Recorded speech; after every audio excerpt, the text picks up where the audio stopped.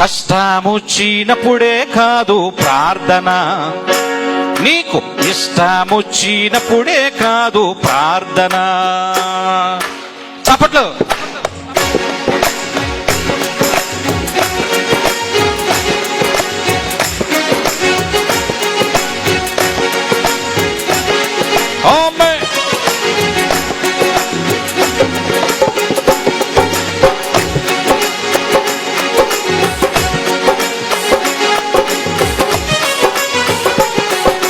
కష్టమొచ్చినప్పుడే కాదు ప్రార్థన, నీకు ఇష్టమొచ్చినప్పుడే కాదు ప్రార్థన. సభల్లో పెట్టినప్పుడే కాదు ప్రార్థన, నీకు సంతోషమొచ్చినప్పుడే కాదు ప్రార్థన.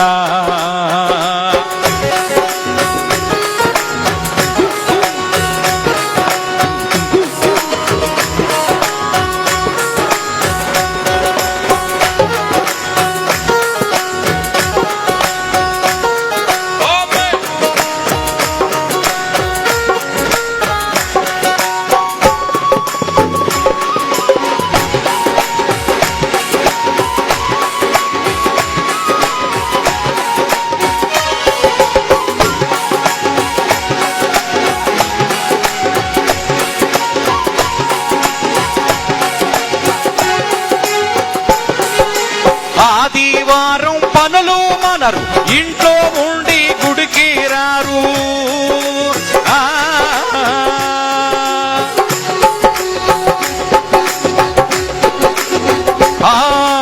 ఆదివారం పనులు మనరు, ఇంట్లో ఉండి గుడికి రారు. దేవుని దీవెన పొందాలంటే ఎలాగ మీరు పొందుతారండి? దేవుని దీవెన పొందాలంటే ఎలాగ మీరు పొందుతారండి? ఆదివారం నాడే బట్టలు తుక్కిని డ్యూటీలు పెట్టుకుని మాంసం కూరలతో బాగా తినేసి, మీరు కాదు బాబాయ్, మా ఊర్లో బాబు ఏదో పప్పుసారో ఏదో వెంటనే కాసుకుని మందిరానికి వెళ్ళాలి. తప్పేముంది? పగలు తెచ్చుకోపోను, సాయంత్రం మీటింగ్ అయ్యే కొండుకు తిని తప్పేముంది? అలా చేతలేదు మా తణుకేరియా వాళ్ళు బాబు, మీరు మంచులు బాబు.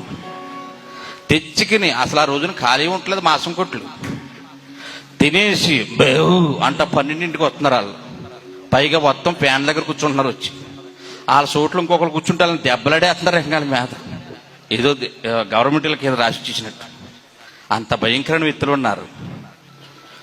అలాంటి పని చేయకుండా సమయానికే దేవుని యొక్క సన్నిధికి వచ్చి దైవవాక్యాన్ని వింటూ దీవించబడాలని మీకు తెలియజేస్తూ, కష్టమొచ్చినప్పుడే కాదు ప్రార్థన, నీకు కష్టమొచ్చినప్పుడే కాదు ప్రార్థన.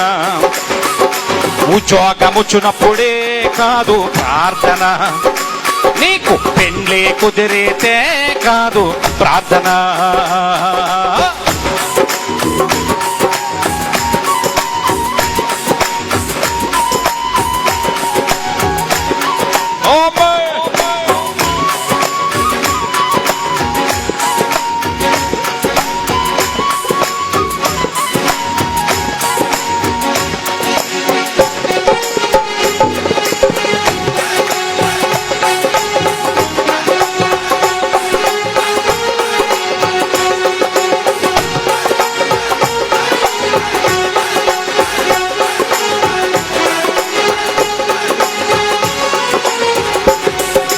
ఆదివారం గుడికి పోరు, వెళ్ళే వారిని వెళ్ళనివ్వరు.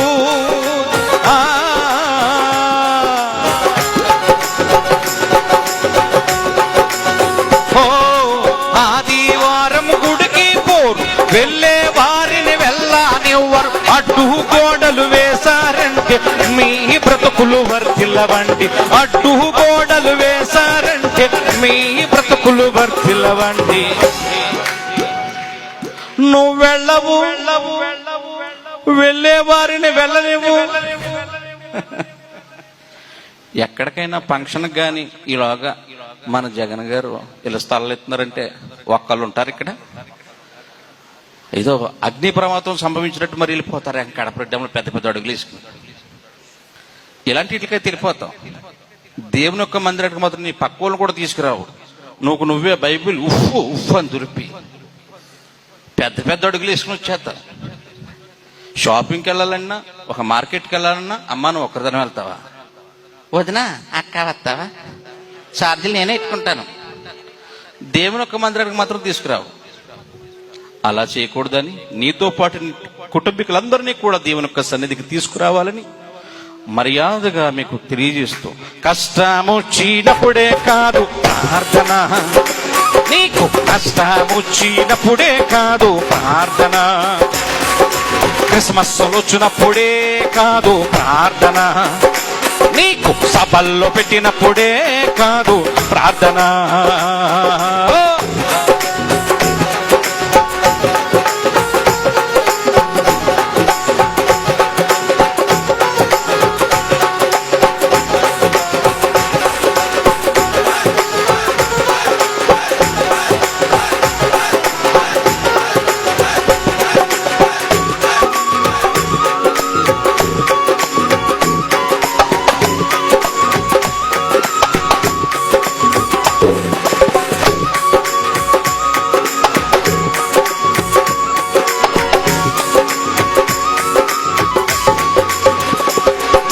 చెప్పే వాక్యం వినకుండా చేసే పాపం మానకుండా,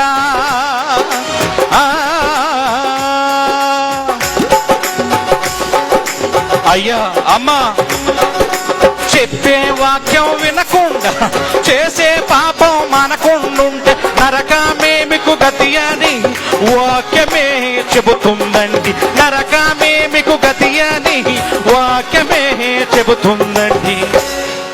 దైవజనులు వాక్యము చెబుతా ఉంటే మాకెందుకులే మా పక్కనున్న ఏపరాలకు అనుకుంటే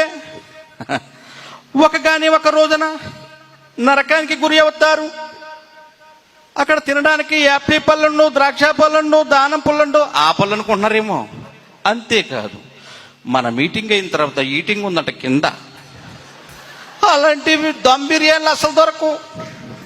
మీ నోట్లో ఉన్న 32 పళ్ళు పటపట్లాడించాలి భక్తులారా.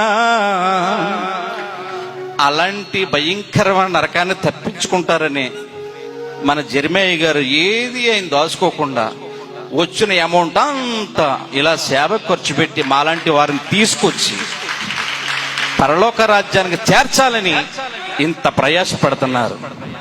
అలా పరలోక రాజ్యానికి చేరదాం.